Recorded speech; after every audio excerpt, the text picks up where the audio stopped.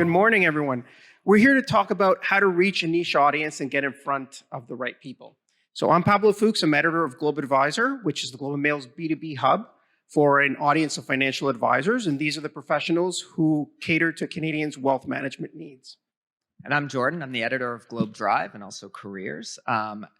We're a bit different in that Globe Drive has a broad audience. Generally, we go after anyone who drives or is interested in cars, but what we really want is a smaller, niche, engaged audience. And luckily for us, there is massive confusion and upheaval in the auto industry right now.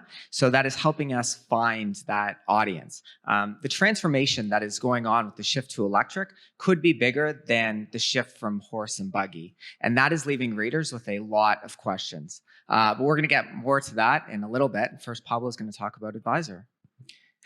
Thanks, Jordan. So I want to give you a bit of a sense in terms of our product and what lessons you can learn from it in your approach to get in front of the right audience or as you're working to address the right niche. So first and foremost, we developed this platform about 4.5 years ago, and it's a registered platform, which means to read our content, people have to register. And so we're hoping that some of the strategies that we've used in our approach to grow you'll find useful for your practices as well. So first and foremost, since 2019, we've, as you can see here, we have almost 30,000 registered users who come and read our content. That's 17,350 advisors, and then also 12,500 investors, and I'll get to that a little bit later. Also, we started out with just myself and a group of freelancers across the country, and today we have 4 staff members who produce excellent content on a daily basis. So in terms of our approach, I want to share some of the tactics that we used. And what's really interesting is we had a bit of a head start because when I joined, I had been doing this for 13.5 years. So I had really known the audience. But the most important thing is just to know the audience. And also the strategies that we used in the growth were ones that I used when I first started here and ones that we still use today. So I want to share some of those with you right now. So first and foremost is if you're targeting a niche or if you're looking for a specific niche, be aware of the issues that matter to them. How do you do that? Well, if it's an industry group, there are great trade publications. If it's a demographic, there are great blogs, magazines that address those groups. So learn the issues that affect them and that are really important to them. Also, if there's research out there on this particular group, leverage that research to your advantage.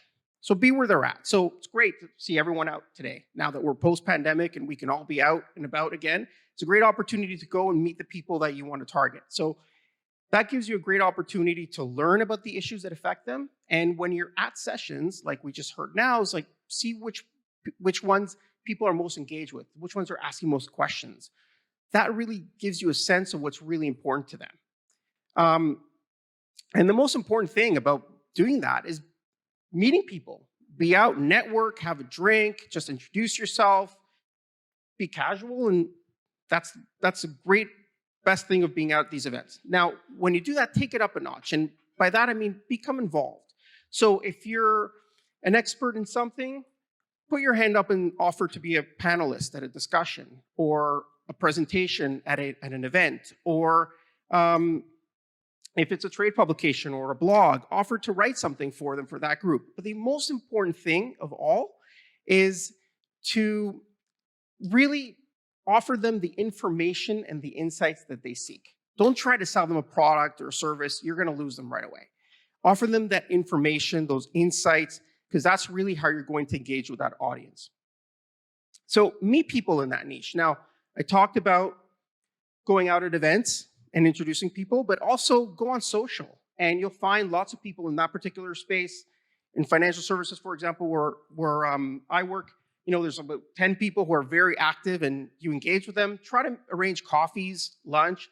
And when you go out to meet with them, the most important thing is make it about them. Ask lots of questions, be inquisitive, be interested. Don't make it about you. Learn. Use that opportunity to learn about what they need and what their problems are, and that's how you can address their needs better. Get a sense of the demographics in that space. Does it skew male, female, younger, older? Is it white or more diverse audience? Having an understanding of these demographics can help you not only connect with the specific audience, but also make connections with the underrepresented groups in that particular broader group. What are your competitors doing in this space? And so to that, ask themselves the questions: what hole are they failing to fill? And finally, when catering to that niche audience, be open-minded. And so while we were in our approach of revisiting, we learned two things from our audience that we were really interested in. First and foremost is they'd love to share content. So that's where we opened up that that investor platform so people can register. And the big thing was they told us they wanted a big video hit every week so that they can learn the news that really matters to them. And we just launched a couple of weeks ago, which is Advisor Forecast and Advisor Look Ahead, which looks at the forecast of news and investment and market insights. So it's great. Thanks, Pablo. The number one way we target or we reach the niche is mostly through our content. So I'm just going to shout out your answers. We don't need to throw the mic around, but by percentage, how many people right now buy fully electric vehicles? Just shout out answers.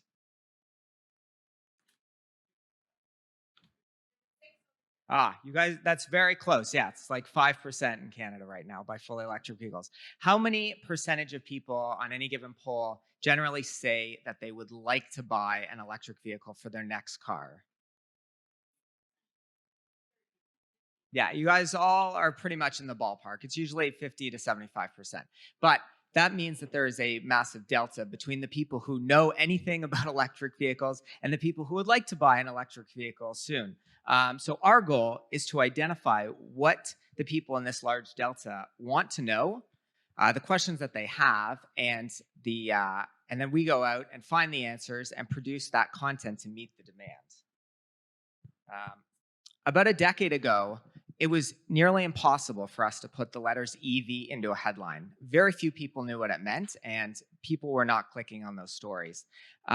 Today, it is just the opposite. What we found is that we sort of needed to wait for the audience to catch up a little bit and their demand for those stories. So how we know this is using our audience metric tool, the same tool that Sean talked about earlier, Sophie, and we track all of the stories to see how well they're performing, not just in terms of clicks, but in terms of time spent and in terms of people actually subscribing because of the content. So they will pay to read the story or find out the information that we have. And then we go from there and we try to predict future questions that they may have and answer those questions. We talk a lot about in our stories about horsepower and range, but at the end of the day, people buy a car because it makes their lives better. And buying an electric vehicle for a lot of people could be a massive lifestyle change. As a result, a lot of our more popular stories are about what it's actually like to live with an EV, not just like take it out for a spin, but what it's like to charge it or what it's like to go on a longer trip. Here's another stat that I found pretty interesting. Right now, the vast majority of people who are buying electric vehicles also have a gas car. So the market is mostly the low-hanging fruit. The big obstacles that are going to come are going to be the people who live in condos or apartments or might have trouble charging it or don't have access to home charging. Or it's going to be the people who might only have one car in their family. So they need that EV to do everything all the time. It's not an option. Like for most people who have an EV, they will take their gas car on the longer trips. But people, if they only have one car and it's an EV, aren't going to have that option. The 2035 mandate is coming up fast, where every car sold is going to have to be an electric vehicle. When I was talking about people taking those longer trips, taking their gas car, I would speculate that them and a lot of the people who are thinking about getting EVs have a fear of the unknown, or they might worry a bit about what might happen. Our goal is to make that unknown known and really answer the questions that people might have. And ultimately help them decide what might be best for their lifestyle. Obviously, not all content is car related, but I think there are a lot of lessons that can transfer out of what I have learned over the last number of years. And the biggest one is if you want the engaged audience, the key is to follow their interests and use that to predict the questions they may have, and then go find the answers to those questions.